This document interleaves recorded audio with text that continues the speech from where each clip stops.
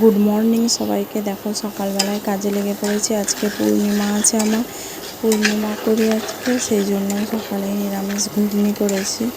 ছেলেদেরকে স্কুলে পাঠিয়ে দিয়ে আর যাই করি, রান্না তো সকালবেলায় করতেই হবে, সকালবেলায় টিফিন করতেই হবে।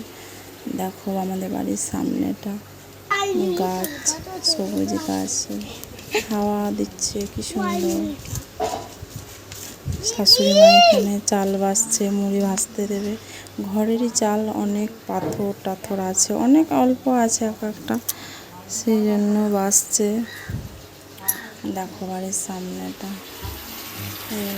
দেখতে দেখতে দেখো মশলাটা হয়ে গিয়েছে।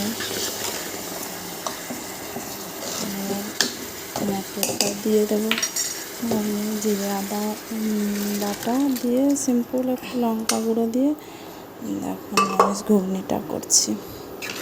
ওখানে ঘি আছে, দেখো সৌম নাই, সেই জন্য সৌম দুটো বন্ধু এসছে সৌমকে ডাকতে, সৌমকে খেলার জন্য বলছে আয় সৌম খেলবো। এই দেখো আমার ঘুগনিটা কমপ্লিট হয়ে গিয়েছে, একটু ঝোল হয়ে আছে, একটু ফুটুক তারপরে নামিয়ে দেবো। ভালো থেকো সবাই, সুস্থ।